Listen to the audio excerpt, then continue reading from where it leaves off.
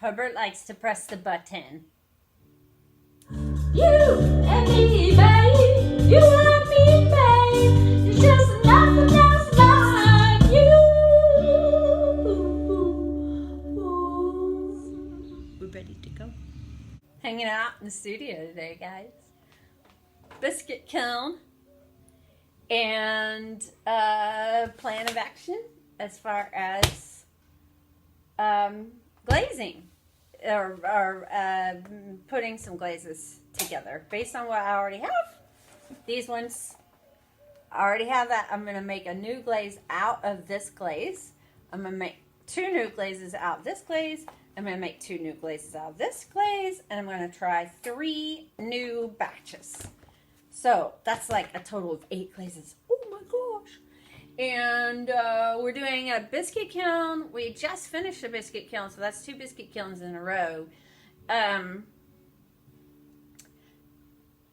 But, you know, with all the glaze crap that went on in the last kiln load, now we'll have lots of stuff ready to glaze.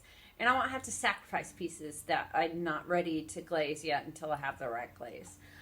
We went down to San Antonio. We got those ingredients that I showed you. One of the things that we got was a glaze that is not a green glaze, but it turns green on the buffalo wallow from Armadillo Clay. So I'm hoping that will do great things until I can figure out a recipe. I also found some specific gravity. You know, when you read through these glazing books,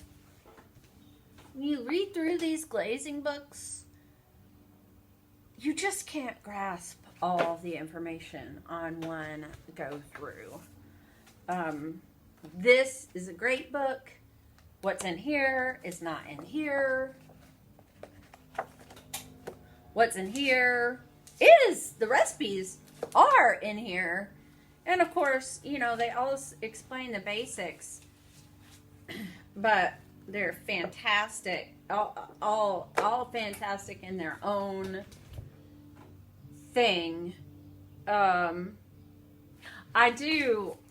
calling John Britt out. So John Britt, if you're out there, I have a problem with with the cover of your book. Because the only glaze that's in this book is the clear on the outside and the glaze that's lining the inside of this pot. I bought it thinking that's underglaze. That will have underglaze in it. And like in the first 10 pages of the book, he says, yeah, you can make your own underglazes, but we're not going to do that in this book. Are you kidding me? And then you look up this pot. Yes, it's all underglaze, except for the clear on the outside of it. So this is not an accurate representation of what you get in this book. This is. And it's fantastic. John Britt, let me down, man. Let me down. You let Herbert down. But it is a freaking brilliant book. Brilliant book. It's a little hard to grasp as when you're first starting out as a beginner. So I'm gonna have to write me a book. I'm gonna have to. But I have so many notes. Shouldn't be that hard.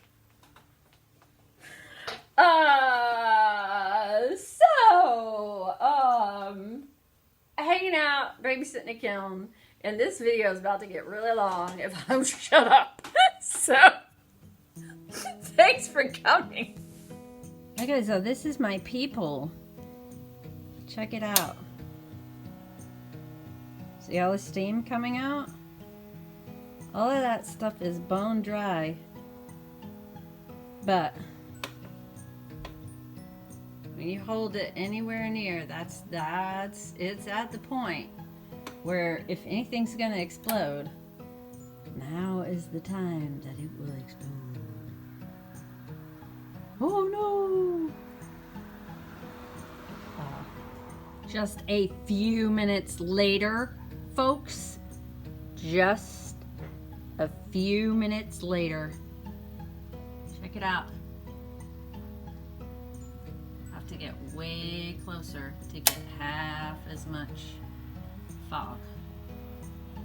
See? Pretty cool, huh? Pretty cool. And nothing exploded. We're so very excited. And of course you're gonna get some fog.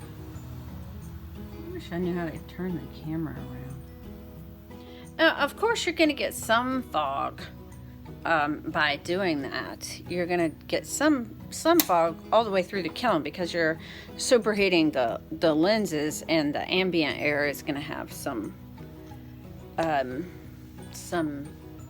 water content in it. So at the point where it gets really, really close to the kiln, I mean, you know, that's the ambient water content. Pretty cool.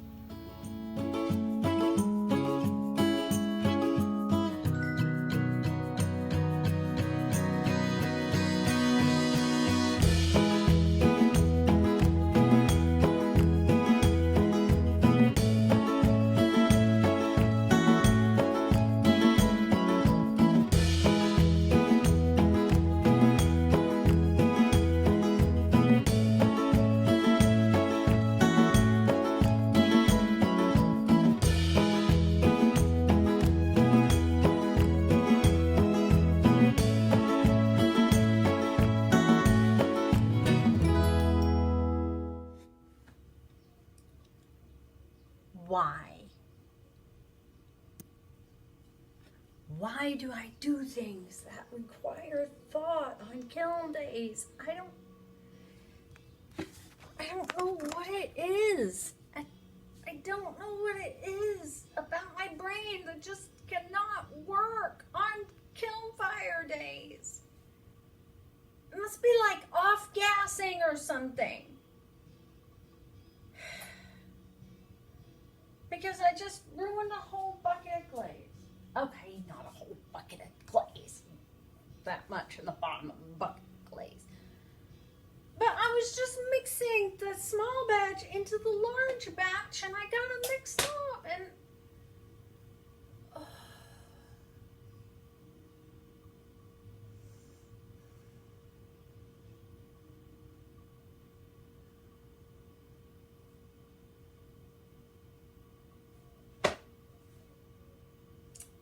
had them all stacked on top of each other so that I wouldn't get them mixed up.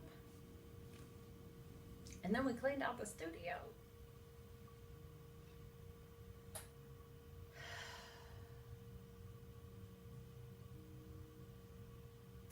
So now, do I move on with something that needs thought, or do I just switch to throwing? I think I probably know the answer to that question, but that doesn't necessarily mean that's what I want to do or what I feel like I need to do. I feel like I need to have this done before tomorrow when we unload the biscuit kiln.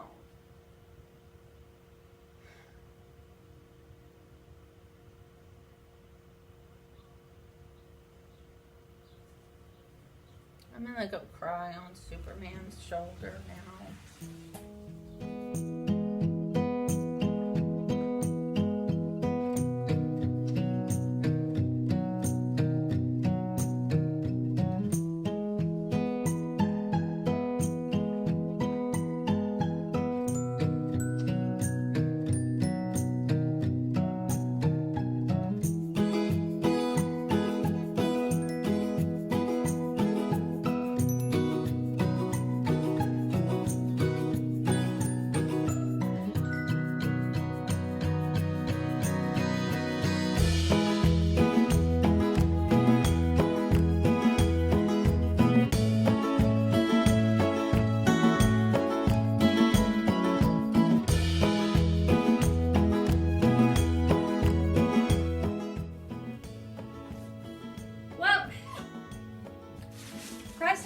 clay was averted. Has been averted. Well, I can't undo that, so averted is probably the wrong word, because it's not that I didn't screw it up. It's just that I've gotten over it. So there you go. My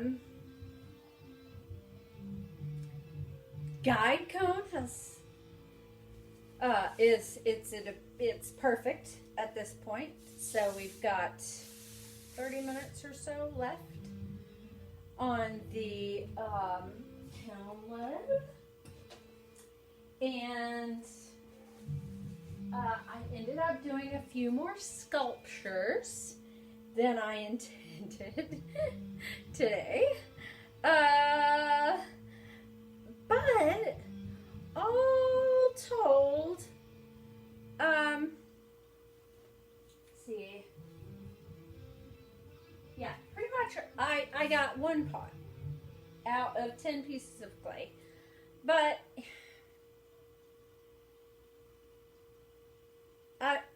this is the clay that we're gonna get rid of. So I was really pushing it past the point, and it's been ages since I've been on the wheel. So at some level, you know, yes, it is like riding a bike, and at another level, no, it is not at all like riding a bike.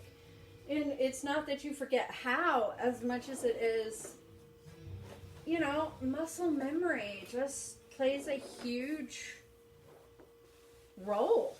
Huge role. Loud, sorry. There might be enough clay there. This is my last piece of wedged up clay, because the last piece I did was nothing but sculpture. And I'm almost through with the kiln. I'm just going to, I walked down the road and got me some leaves.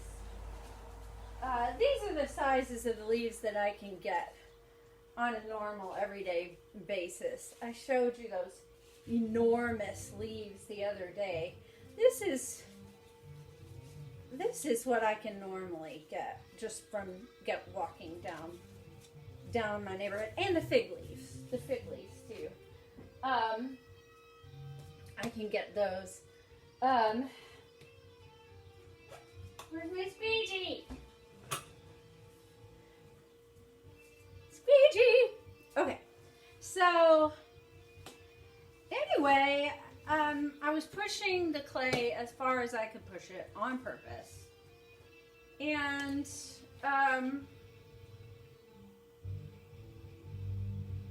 not gonna lie, I wasn't expecting to not get anything. I was expecting to get some stuff, and for a while I was disappointed about that, but turned into some really good sculpture, really.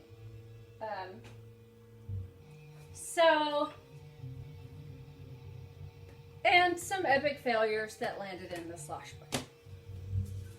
But, yeah,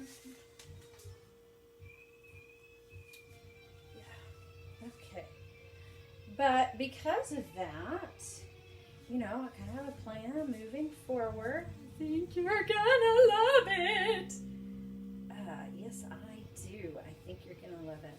And for the day, that pretty much print these leaves, and that pretty much sums it up.